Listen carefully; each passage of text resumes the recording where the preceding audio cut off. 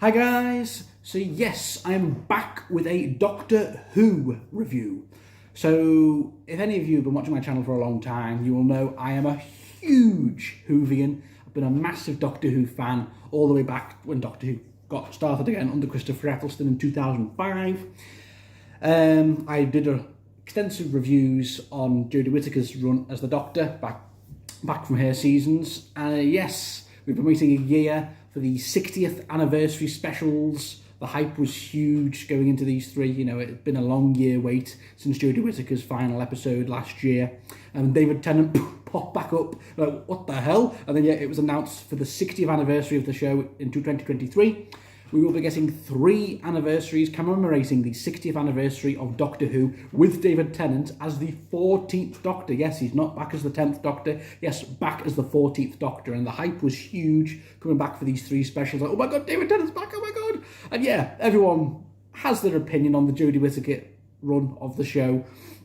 I think for the most part, it wasn't great, was it? I'm not going to go into massive details, but yeah, I think after the 3 seasons and several specials with Jodie Whittaker and Chris Chibnall as showrunner, I think a lot of fans just wanted the Doctor Who to get back to the heights that we saw, with Russell T Davies coming back as lead writer, as he did with these 3 specials, with Catherine Tate coming back, one of the most beloved companions as Donna Noble coming back, and David Tennant, one of the most popular Doctors of all time as the 10th Doctor, coming back. The hype was huge. So yes, these 3 specials are now finished. I've just literally about half an hour ago finished watching the 3rd and final special, which I will get to. But yeah, first, so I'm going to give my thoughts on all 3 of these episodes, so my positives and negatives, and just my general overall thoughts as the show going forward into the future.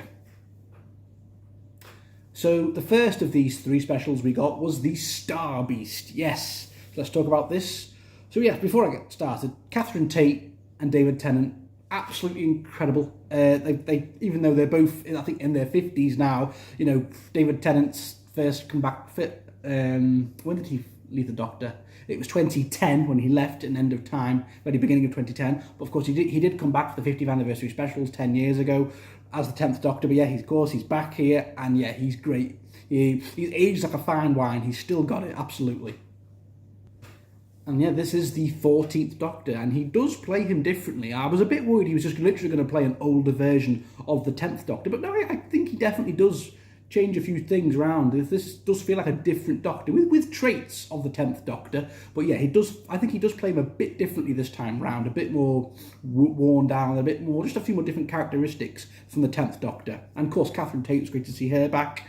It looks good, doesn't it? The production, the set design, the costumes, the CGI looks really good. I think it's because Doctor Who is partnered up with Disney, so they've got a big boost in money now, so the show looks really good. I mean, it looked good under Chris Chibnall and Stephen Moffat with the 12th Doctor, but I think you can tell they've got a big boost of cash, and they've got a much bigger budget now for better CGI effects, like I said, costume designs, production. It looks so good. So yeah, you can really tell it's got that going for it.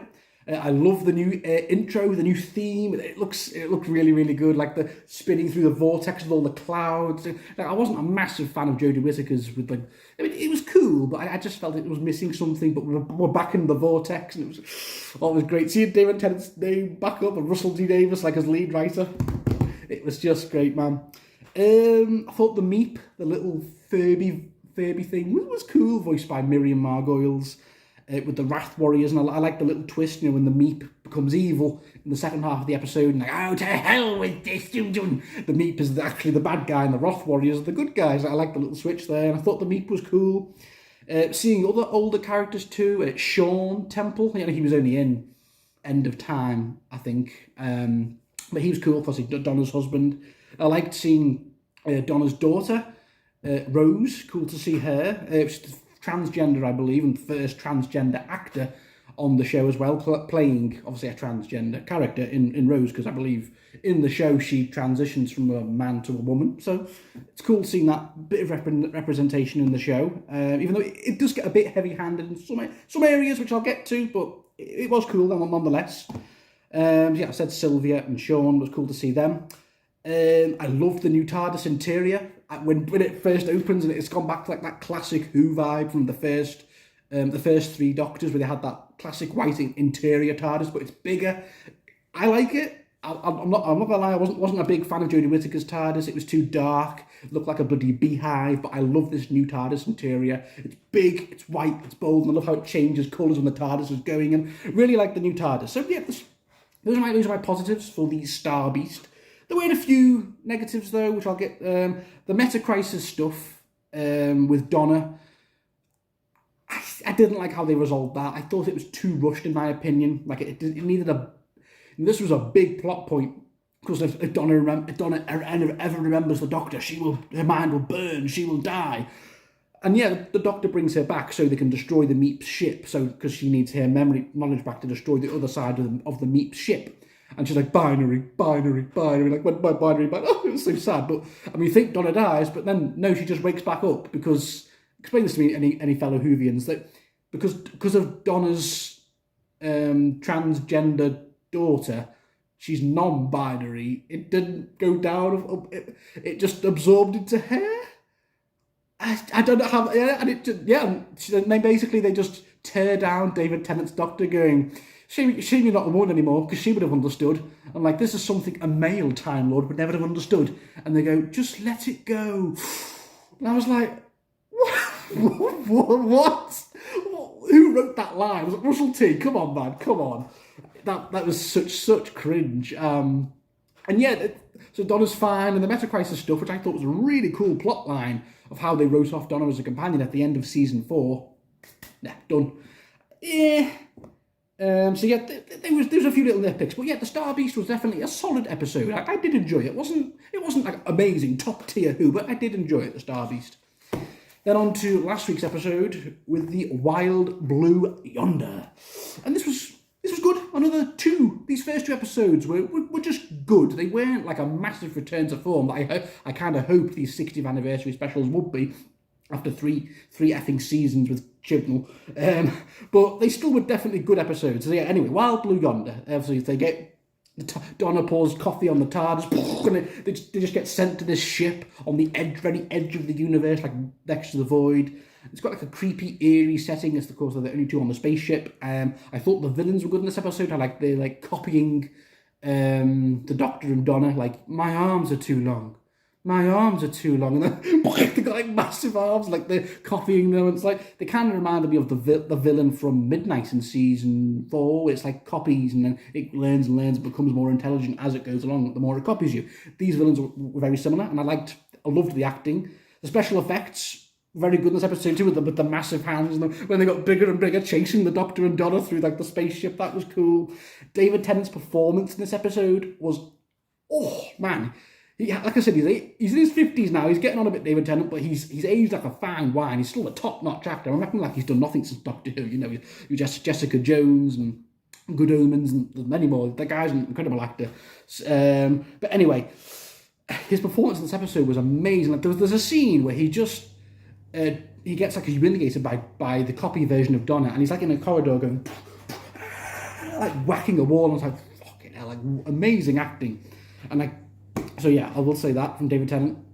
I loved the bit near the end where Donna, the two different versions of Donna, and the Doctor goes off with the wrong Donna, and he just goes, "Your arms are too long." And he dumps her out and gets the other Donna back, the proper Donna. Boom, boom, boom, like all the explosions on the ship before it self-destructs. I thought the special effects were really good.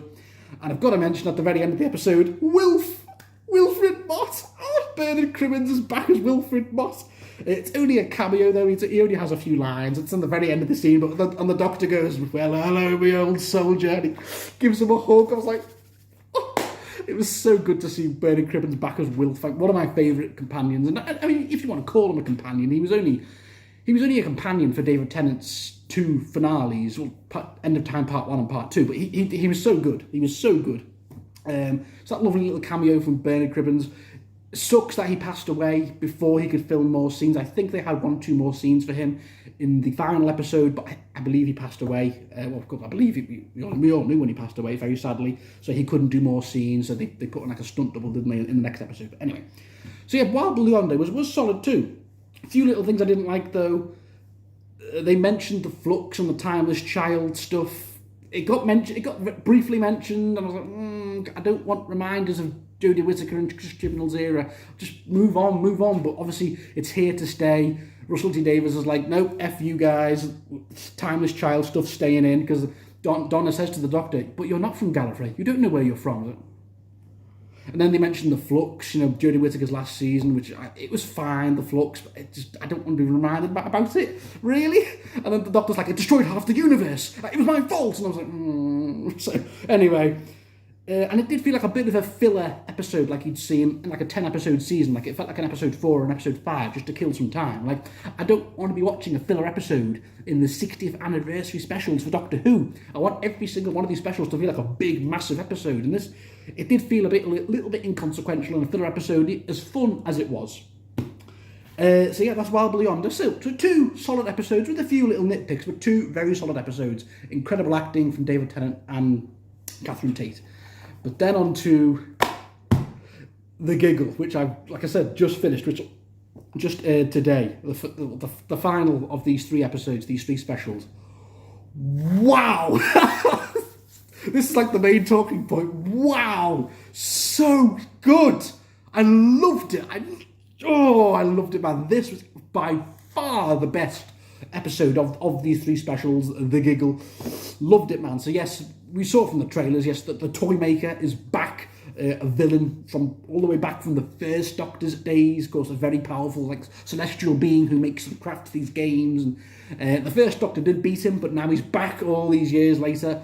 And yet with a new game, with new stakes. And Neil Patrick Harris as the Toymaker. Incredible piece of casting. He was incredible. He stole every scene he was in. I loved like the different accents he was doing, like the American accent. Well, he is American, but like the German accent, the British accent he was doing. He did so well. Like, I think he just nailed what the Toymaker's all about. He kind of just felt like the Master in a little way, but obviously very different from the Master in terms of powers and abilities. But yeah, he did remind me a little bit of the Master. But I loved him, man. He was such an intimidating villain. You could see how scared the Doctor was of him, because how powerful he was all the way back in those William Hartnell days. And he's back now in our universe, not in the Pocket universe he was in the William Hartnell episodes. He's back and like more powerful, and he wants revenge against the Doctor from losing all those years ago. Now, I loved the scenes where they were in like the Toymaker's maze, and then the Toymaker like sits both Donna and the Doctor down, and he has like puppets of all the different Doctor's companions since Donna. Like he shows the Ponds, he shows Clara, he shows Bill, and the Doctor keeps saying like, the Toymaker shows how each of them died, and the Doctor goes, well, not quite, and he goes, well, and I love how the Toymaker went, well, that's all right then. Like, that was a really cool nod. Like, so when you said Bill died, and the Doctor went, well, her consciousness lived on. Well, that's all right then. Like, it's showing like the Doctor trying to make excuses for the horrible fates of his last few companions. And then they play cards. Like, I love that it's just the basic games. He's such an OP, powerful villain. Like this, the Toymaker's basically a god. He is pretty much a god. If anyone watches Star Trek, he reminds me very much of the Q. But anyway, so yeah, he plays a card game with the Doctor, and he wins the card game, so it's 1-1. So they go back to 2023. Loved it.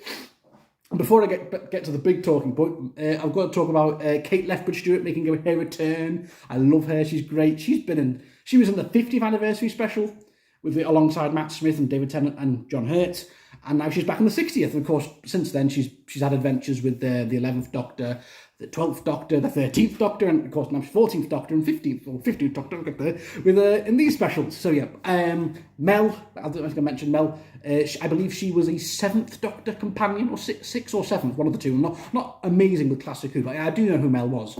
And it was great to see her back. She did a great job. I think. I wonder if she'll make some sort of appearances in Ncuti Gatwa's season. We'll see. And let's get to Ncuti Gatwa now. So yes, the final game, like the Toymaker's like got like his gun, and he just zaps the Doctor straight through. And he's like, I want to play a game with the next Doctor. And he zaps the Doctor, and David Tennant's about to regenerate, and he goes, I'll see, like, oh, not again. But and he's about to regenerate, but then it doesn't. And he's like, it feels different. And then Ncuti Gatwa, the 15th Doctor, just appears next to David Tennant. And I was like, so yes, and apparently this is what said in the show. This is a split slash by regeneration, where two doctors post-regeneration split. So yeah, David didn't go into Ncuti, form into Ncuti. They've split into two different doctors. This has never, ever been done before in the history of the show, and it's very bold from Russell T Davies to do this, but I like it. I actually really like it. I think this might piss off some fans. I think they'll be going, what? So David Tennant doesn't regenerate. Ncuti just goes off and you've still got the 14th Doctor on Earth. What? But anyway, I'll get to that. So with Ncuti Gatwa now, the 15th Doctor, and so two separate Doctors and they're like reacting to each other. Then it's 2-on-1. They both face off against the Toymaker and they play a game of catch. It's so simple, so stupid, but so effective because the Toymaker, like I said, is such a powerful villain. Like he's super powerful, and they beat him by playing a game of fetch. Like Ncuti and David Tennant just throwing the ball at each other. Then the Toymaker goes on for like a few minutes, all catching, and then the Toymaker gets to catch it and it slips and falls off the unit headquarter building, and he's like, oh, and David Tennant's Doctor goes, I condemn you to out of existence. He just shrinks and goes inside his toy box. Boom! And the Toymaker is defeated. I think the Toymaker's got to come back at some point. He was such a good villain, and there were a few nods and winks to like future villains. Like the Toymaker mentions this big bad villain, but he doesn't go any further. I assume that big bad villain will make. And it will probably be the main villain for Ncuti's Doctor in his first or second season. We'll see. The Toymaker mentioned about one of the Masters. He beat all the Masters and like they're stuck in a gold tooth. But we see at the end this hand picks up the pink tooth, and we hear John Sims laugh. And we're like, oh, so what's happening there? What's that about? Are we going to, like I said, I assume we'll find that what that's going to lead to in Ncuti's season. Another thing. The Meep in episode 1 goes, wait till I tell the boss. The boss, so I thought it might be the Toymaker, but no, I don't think it's the Toymaker. So I assume that's another villain, or one of the villains, that we will see in Ncuti's season 2. So yeah, we're building up a few things heading into Ncuti's first full season next year. And so yes, this split by regeneration, I like it. I think it's so different. I loved how Ncuti and Tennant were interacting in the TARDIS, and then Ncuti just tells the Doctor straight away, like, you're going too hard, like, you need to slow down, and like, they hug each other. I thought that was lovely. It gives him and it kisses him on the forehead, and they say that's the reason why he brought his old face back, because he's going too fast. I mean, that's the reason David Tennant, well, the 10th Doctor's face came back as the 14th Doctor. I'm not too sure about that. I think they could have explained that a bit better. He's going too fast. I mean, how is he going too fast? Like, the Matt Smith's Doctor sat around on Trenzalore for like 1,000 years. Peter Capaldi's Doctor was trapped in a confession dial for billions of years. How's that taking it fast? They took it very slow, and I didn't quite buy that as like he's taking it too fast. This Doctor needs to slow down. And then Ncuti Gatwa tells about all the different things that have happened and everything bad that's happened to the Doctor. Like, we need to take it easy now. So yes, and then Ncuti Gatwa with the malice whacks them outside the TARDIS. So we get two separate TARDISes. So yeah, then Ncuti Gatwa goes off in his TARDIS, still in his boxer shorts. Anyway, but he bids farewell to David Tennant and Catherine Tate, and they have like one last look, shuts the door. And yet, Ncuti Gatwa's Doctor, he goes off, and the episode finishes with David Tennant's Doctor like having Christmas dinner out. Well, not Christmas dinner; they're just eating outside in the garden. And yeah, he gets a happy ending. He doesn't regenerate, because I think a lot of fans didn't want to see David Tennant come back for just 3 episodes, and then we've got to say another heartbreaking farewell to him again. But no, he gets a happy ending. He sat with Donna and all his family and friends. He's like, I've never been more happy in my entire life. That's such a beautiful line. And I believe we are getting a spin-off show with David Tennant and Catherine Tate. So it won't be like the main series. The main series is going to continue now with Ncuti Gatwa as the 15th Doctor. But David Tennant's Doctor is still around. He's on Earth. So we've now got two Doctors separated in the Doctor Who universe, which has never been done before. So yes, David Tennant's Doctor and Ncuti's Doctor will exist at the same time. And maybe the 14th Doctor will come back at some points to help out Ncuti's Doctor, because we've got two Doctors now. So we'll see. Maybe David Tennant will make some appearances here and there in Ncuti's seasons. Yeah, I assume it has been confirmed or heavily rumoured that we are going to be getting a Disney Plus spin-off show. Well, several Disney Plus spin-off shows now, because Doctor Who's got that sweet Disney money. So yes, she gets this happy ending. I loved it. And Ncuti, the show ends with Ncuti on board the TARDIS, like looking all excited, off into time and space. And yes, that concludes it. And yes, so the next episode is literally in 2.5 weeks, Christmas Day. Ncuti Gatwa's first full episode, the Christmas special. I believe it's called something Ruby Road, something on Ruby Road, obviously introducing his new companion, Ruby. And then next year, we will be getting Ncuti's first full season. And it's going to be like a soft reboot. It's going to be called Season 1. Yeah, not season 14, no, Season 1. Very interesting. But yeah, so yeah, by far, I think The Giggle was the best episode. The Toymaker was fantastic. Loved the scenes with him. The split regeneration of Ncuti and David, I think, was very unique, something that's never been done in Doctor Who before. I personally thought it was really, really well done. I loved the scenes of Ncuti and David together. David Tennant gets his happy ending, like I said. He's on Earth with the Nobles, and I think we're going to see more of him like in a spin-off show, fingers crossed. I can't wait to see what Ncuti Gatwa's going to bring to the role. He looks like he's going to be a very unique and like flamboyant and all extravagant version of the Doctor. You know, I think he's very much channeling Eric. If anyone's watched Sex Education, you'll know. I think he's basically going to be Eric, but the Doctor.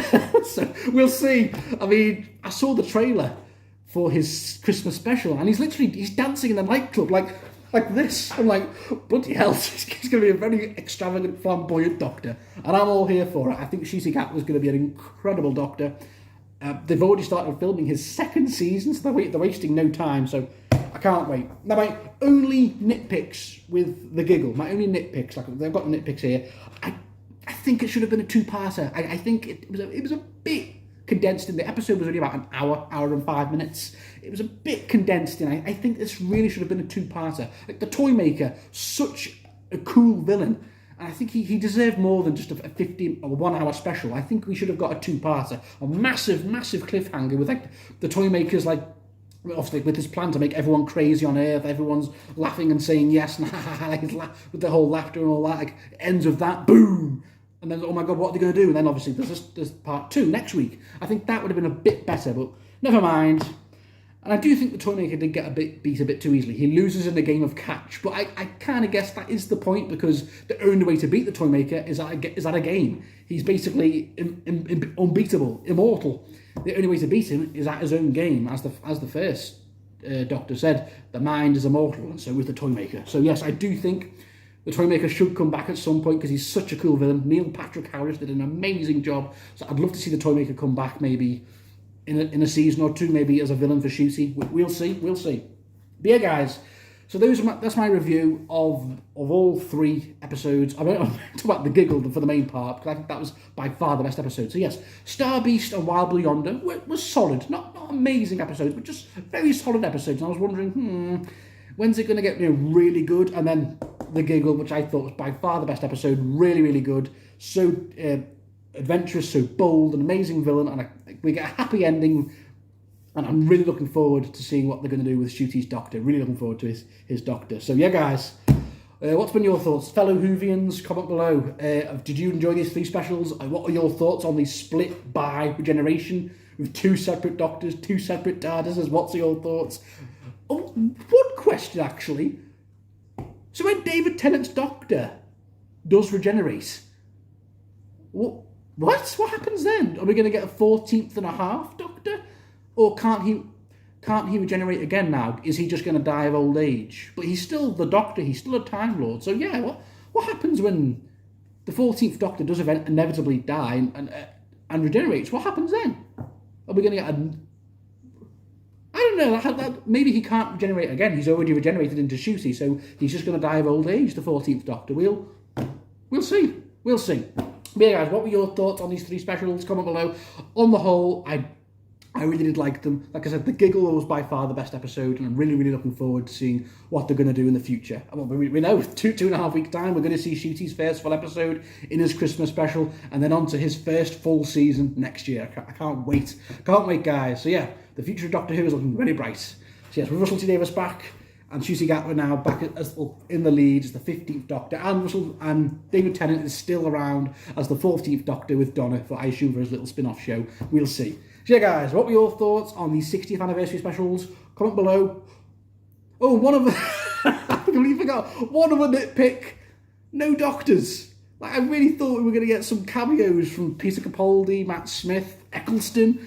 No Doctors made any sort of appearances in this episode. Bit disappointing. Like, you know, the 50th anniversary, we got John Hurt as the War Doctor, Tennant as the 10th Doctor, and little snippets of all the other Doctors, but not one appearance. But I guess that's not what these 3 specials are about. They were 3 standalone episodes, not really focusing on the Doctor as a whole. But anyway, that's just a slight nitpick, and I still do think other Doctors are going to come back at some point. I really, really want to see the 12th Doctor and Ncuti at some point. I think they'd be so good together. I think, you know, Peter Capaldi's already came out and said what a big fan he is of Ncuti. So yeah, anyway. So yes, guys, what were your thoughts? Comment below, let me know, and I'll see you all very soon.